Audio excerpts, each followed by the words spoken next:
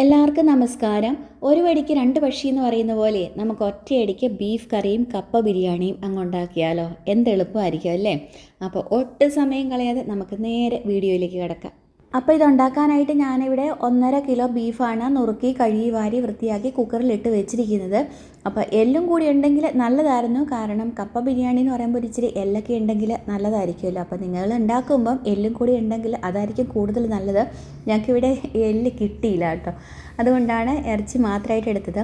പിന്നെ നെയ്യ് കഷ്ണമൊന്നും അധികം കളയണ്ട, നെയ്യും കൂടെ ഈ കപ്പയിലേക്കൊക്കെ ഒന്ന് പിടിച്ച് വരുമ്പോൾ അതുപോലെ കറിയുടെ ചാറിലേക്കൊക്കെ ഈ നെയ്യും കൂടി അങ്ങ് ഉരുകി ഇറങ്ങുമ്പോഴാണ് അതിൻ്റെ ടേസ്റ്റ് കൂടുതൽ. അതുകൊണ്ട് ചില ആൾക്കാരൊക്കെ നെയ്യ് അങ്ങ് ഒത്തിരി കളയാറുണ്ട്. പിന്നെ എന്തെങ്കിലും കൊളസ്ട്രോൾ അങ്ങനെ എന്തെങ്കിലുമൊക്കെ ഉള്ളവരാണെങ്കിൽ നെയ്യ് കളയാം, അല്ലെങ്കിൽ നെയ്യ് ഇതിൻ്റെ കൂട്ടത്തിൽ കൂട്ടുന്നത് തന്നെയാണ് നല്ലത് കേട്ടോ. അപ്പോൾ ഇതിലേക്ക് ഞാൻ 2 ടേബിൾ സ്പൂൺ ചില്ലി ഫ്ലേക്സ് ചേർത്ത് കൊടുക്കുന്നുണ്ട്. ചില്ലി ഫ്ലേക്സ് എന്ന് പറയുമ്പോൾ ഞാനിവിടെ താണ്ട് നമ്മുടെ വറ്റൽമുളക് മിക്സിയിലിട്ട് ഒന്ന് കറക്കിയെടുത്തതാണ് കേട്ടോ ഇതിനുള്ളിലേക്ക് ചേർത്തിരിക്കുന്നത്. പിന്നെ ഒരു 1/2 ടീസ്പൂൺ കുരുമുളക് പൊടി കൂടി ചേർത്ത് കൊടുക്കുന്നുണ്ട്. 1 ടേബിൾ സ്പൂൺ മല്ലിപ്പൊടിയും 1.5 ടീസ്പൂൺ ഉപ്പും കൂടി ചേർത്തിട്ട് ഇതൊന്ന് ഇളക്കി യോജിപ്പിക്കാം.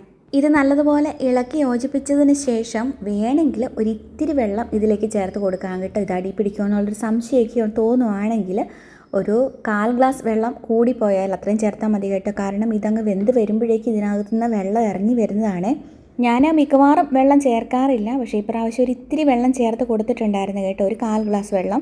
അപ്പോൾ അത് ചേർത്ത് കൊടുത്തിട്ട് ഞാൻ നേരത്തെ കറിവേപ്പില ചേർത്ത് കൊടുക്കാൻ മറന്നു പോയായിരുന്നു. ഒരു 4 തണ്ട് കറിവേപ്പിലയും കൂടെ ചേർത്തിട്ട് കുക്കർ അടച്ച് വേവിക്കാനായിട്ട് സ്റ്റവിൽ വെക്കുകയാണ് കേട്ടോ. ഓരോ കുക്കറിൻ്റെയും ഇതിനനുസരിച്ച് വേവിൽ വ്യത്യാസം ഉണ്ടാകും. അപ്പം ഞാനൊരു 6-7 വിസിലൊക്കെ അടുപ്പിക്കും കേട്ടോ. ഈ കുക്കറിനൊരു ഇത്തിരി വേവ് കുറവാണ്.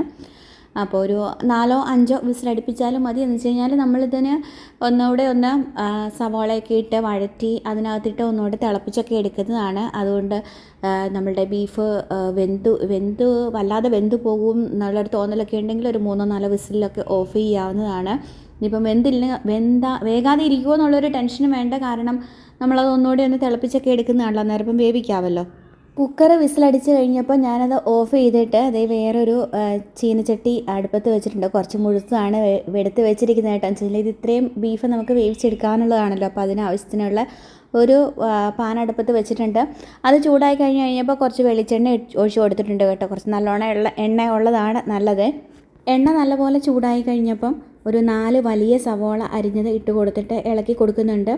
അത് ഏത് രീതിയിൽ വേണമെങ്കിലും അരിഞ്ഞെടുക്കാം കേട്ടോ. ചില ആൾക്കാർ പറയാറുണ്ട് നീളത്തിൽ തന്നെ അരിയണമെന്നൊക്കെ. എന്തായാലും നമ്മൾ വഴറ്റിയെടുക്കുന്നതാണ്, നീളത്തിലാണെങ്കിലും ചെറുതായിട്ടാണെങ്കിലും എങ്ങനെ അരിഞ്ഞാലും കുഴപ്പമൊന്നുമില്ല കേട്ടോ. നല്ലപോലെ വഴറ്റിയെടുക്കണമെന്നേ ഉള്ളൂ. പിന്നെ ഒരു 20 അല്ലി വെളുത്തുള്ളിയും 2 ഇഞ്ചോളം നീളത്തിൽ വരുന്ന ഒരു കഷ്ണം ഇഞ്ചിയും കനം കുറച്ച് അരിഞ്ഞതും ഇട്ട് കൊടുത്തിട്ടുണ്ട്. 1/2 ടീസ്പൂൺ ഉപ്പ് കൂടി ചേർത്ത് കൊടുത്തിട്ട് ഇളക്കുകയാണ്. ഉപ്പ് ഇച്ചിരി ചേർക്കുമ്പോഴുണ്ടല്ലോ ഈ സവളയൊക്കെ ഇതിൽ വെള്ളമൊക്കെ ഇറങ്ങി പെട്ടെന്ന് വഴന്ന് വരാൻ നല്ലതാണ് കേട്ടോ. ഈ സമയത്ത് ഞാൻ സ്റ്റൗവിൻ്റെ അടുത്ത ബർണറിൽ കപ്പ വേവിക്കാനായിട്ട് വെക്കുന്നുണ്ട്. ഏകദേശം ഒരു 1.5 കിലോയോളം കപ്പയാണ് ഞാൻ എടുത്തിരിക്കുന്നത്. കൊത്തൊലി കളഞ്ഞ് കൊത്തി നുറുക്കി കഴുകി വാരി വൃത്തിയാക്കി കുക്കറിലിട്ടിട്ട് ഒരു ആവശ്യത്തിന് വെള്ളം ഒഴിച്ച് നല്ലപോലെ മുങ്ങിക്കിടക്കണം കപ്പ. എന്നിട്ട് ഒരു 2 ടീസ്പൂൺ ഉപ്പ് കൂടി ചേർത്തിട്ട് കുക്കറടിച്ച് ഒരു വിസിലടിച്ചാണ് ഞാൻ വേവിക്കുന്നത് കേട്ടോ. എനിക്കിങ്ങനെ ശീലമുള്ളത് കൊണ്ടാണ് കേട്ടോ ഞാനിങ്ങനെ കപ്പ കുക്കറിൽ ഒരു വിസിലടിച്ച് അങ്ങ് വേവിക്കുന്നത്. ഇനിയിപ്പോൾ നിങ്ങൾ സാധാരണ കുക്കറിനകത്ത് വേവിക്കാറുണ്ടെങ്കിൽ അങ്ങനെ ചെയ്താൽ മതി, അല്ലെങ്കിൽ ചെരുവത്തിനകത്ത് ഇട്ടിട്ട് വെള്ളം ഒഴിച്ച് ഉപ്പ് ഇട്ടിട്ട് തിളപ്പിച്ച് വെന്ത് കഴിയുമ്പോൾ വാങ്ങിയാൽ മതി കേട്ടോ. അപ്പോൾ കപ്പ അടുപ്പത്ത് വെച്ചിട്ട് ഞാൻ നമ്മളുടെ സവോളയുടെ പണിക്ക് വന്നിട്ടുണ്ട്. അപ്പോൾ അതിനകത്തോട്ട് ഞാൻ നമ്മളുടെ ഈ ഡ്രൈ ആയിട്ടുള്ള ഇൻഗ്രീഡിയൻസ് ഉണ്ടല്ലോ, നമ്മളുടെ ഏലക്ക, കറുവാപ്പട്ട, ഗ്രാമ്പൂ, ബേ ലീഫ് ഒക്കെ, അപ്പോൾ അതൊക്കെ കുറേശ്ശെ ഇട്ടിട്ട് ഒന്ന് ഇളക്കി കൊടുക്കുകയാണ്. നമ്മുടെ സവോള ഇപ്പം നല്ലപോലെ വഴന്ന് കളറൊക്കെ മാറി വന്നിട്ടുണ്ട്. അപ്പം ഇനി നമുക്ക് ഇതിനാവശ്യമായിട്ടുള്ള മസാലപ്പൊടികളൊക്കെ ചേർത്ത് കൊടുക്കുക. ഞാനിവിടെ 1/2 ടീസ്പൂൺ മഞ്ഞൾപ്പൊടി, 1 ടീസ്പൂൺ മുളക് പൊടി, 1 tablespoon Kashmiri chilli powder, 1 teaspoon garam masala, 1.5 tablespoon meat masala, ഇത്രയാണ്. ഇപ്പം എരിവൊക്കെ നമ്മളുടെ ഇഷ്ടത്തിനനുസരിച്ച് ചേർത്ത് കൊടുക്കാം കേട്ടോ. നേരത്തെ ഇറച്ചി അടുപ്പത്ത് വെക്കണ നേരത്തെ തന്നെ കുറച്ച് ചില്ലി ഫ്ലേക്സും കുരുമുളക് പൊടിയും ചേർത്ത് കൊടുത്തതാണ്. അപ്പം എരിവ് കൂടുതൽ വേണ്ടവർക്കാണെങ്കിൽ കൂടുതൽ എരിവ് ചേർത്ത് കൊടുക്കാം. ഇനിയിപ്പോൾ കുറവ് ആവശ്യമുള്ളവർക്കാണെങ്കിൽ അതിന് മാത്രം എരിവ് കുറവ് ചേർത്ത് കൊടുത്താൽ മതി കേട്ടോ. അപ്പോൾ ഈ മസാലപ്പൊടികളൊക്കെ ഒന്ന് വഴറ്റിയെടുക്കണം. ഇതിൻ്റെ പച്ചമണമൊക്കെ ഒന്ന് മാറി കിട്ടിക്കോട്ടെ.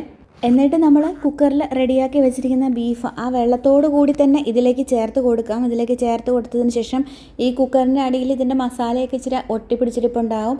അതൊക്കെ ഒന്ന് വടിച്ചിട്ടേക്കുക. പിന്നെ ഈ കുക്കറിൽ ഒരു ഇത്തിരി വെള്ളം ഒഴിച്ചൊന്ന് ചുറ്റിച്ചിട്ട് ഇതിലേക്ക് ഒഴിച്ച് കൊടുത്തേക്കുക എന്ന് വെച്ച് കഴിഞ്ഞാൽ അതിനകത്ത് ഈ ബീഫിൻ്റെ മസാലയുടെ അംശമൊക്കെ കാണുമായിരിക്കും കേട്ടോ.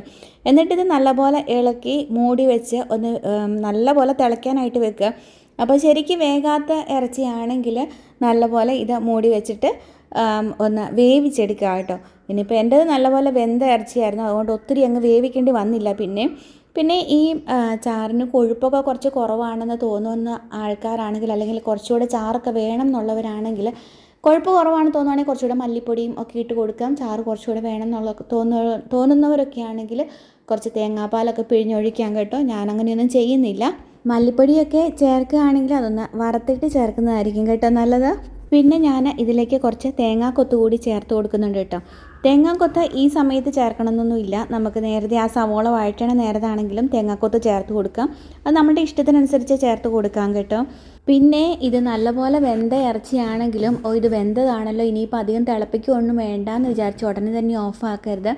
മിനിമം ഒരു 5 മിനിറ്റെങ്കിലും ഒരു മീഡിയം ഫ്ലെയിമിൽ ഇട്ടിട്ടാണെങ്കിലും ഒന്ന് തിളപ്പിച്ചെടുക്കണം കേട്ടോ. കാരണം ഈ മസാലകളൊക്കെ ഒന്ന് ഈ ഇറച്ചിയിലൊന്ന് പിടിച്ച് വരണമല്ലോ, അതിന് വേണ്ടിയിട്ട് കേട്ടോ. ഈ സമയത്ത് ഉപ്പും മുളകൊക്കെ ഒന്ന് നോക്കാം. കുറവാണെങ്കിൽ കുറച്ചുകൂടെ ചേർത്ത് കൊടുക്കാം കേട്ടോ. മുളക് കുറവാണെങ്കിൽ കുറച്ച് കുരുമുളക് പൊടി ചേർക്കുന്നതായിരിക്കും നല്ലത് കേട്ടോ. അതായിരിക്കും ടേസ്റ്റ് കൂടുതൽ. അങ്ങനെ എല്ലാം റെഡിയാക്കി നല്ലപോലെ തിളച്ച് നല്ലപോലെ വേവൊക്കെ പാകമാണെന്ന് തോന്നിക്കഴിയുമ്പോൾ കുറച്ച് വേണമെങ്കിൽ നമുക്ക് താല്പര്യം ഉണ്ടെങ്കിൽ കുറച്ച് മല്ലിയില അരിഞ്ഞതും കൂടെ ചേർത്ത് കൊടുക്കാം. എല്ലാവർക്കും ഈ ബീഫിനകത്ത് മല്ലിയില ഇടുന്നൊന്നും ഇഷ്ടമാകില്ലായിരിക്കും. അപ്പോൾ ഇഷ്ടമുള്ളവർക്ക് കുറച്ച് മല്ലിയിലയും കൂടെ ചേർത്ത് കൊടുത്ത് ഒന്ന് ഇളക്കി യോജിപ്പിച്ചതിന് ശേഷം സ്റ്റവ് ഓഫ് ചെയ്യാവുന്നതാണ്. ഇത് നമുക്ക് കറിയായിട്ട് കൂട്ടാം. അപ്പോൾ നമുക്ക് ഈ കപ്പേനെ എന്നാ ചെയ്യേണ്ടതെന്ന് നോക്കണ്ടേ? അപ്പോൾ ആ ഒരു സെക്ഷനിലേക്ക് നമുക്കിനി കിടക്കാം. നമ്മുടെ കപ്പ കുക്കറിൽ ഒരു വിസിലടിച്ച് കഴിഞ്ഞപ്പോൾ കാറ്റൊക്കെ പോയി കഴിഞ്ഞപ്പോൾ ഞാൻ തുറന്ന് നോക്കി കഴിഞ്ഞപ്പോൾ നല്ലപോലെ വെന്തിട്ടുണ്ടായിരുന്നു. അപ്പോൾ ആ വെന്ത കപ്പ ഞാൻ വെള്ളമൊക്കെ ഊറ്റിക്കളഞ്ഞ് ഒരു ചെരുവത്തിലാക്കി കൊണ്ടുവന്നിട്ടുണ്ട്. കുറച്ച് മുഴുത്ത ചെരുവ് വേണം കേട്ടോ. എന്ന് വെച്ച് കഴിഞ്ഞാൽ ബീഫൊക്കെ ഇട്ടിട്ട് നമുക്കൊന്ന് ഇളക്കി എടുക്കേണ്ടതാണ്. അങ്ങനെ വെള്ളമൊക്കെ വാർത്ത് കൊണ്ടുവച്ചതിന് ശേഷം നമ്മൾ റെഡിയാക്കി വെച്ചിരിക്കുന്ന ബീഫ് കറി ഉണ്ടല്ലോ, അത് ചാറോട് കൂടി കുറച്ച് ഇതിലേക്ക് ചേർത്ത് കൊടുക്കുക. കുറച്ച് ഇതിലേക്ക് ചേർത്ത് കൊടുത്തിട്ട് നല്ലതുപോലെ ഒരു മരത്തിൻ്റെ തവി വെച്ചിട്ട് ഇളക്കുന്നതായിരിക്കും നല്ലത് കേട്ടോ.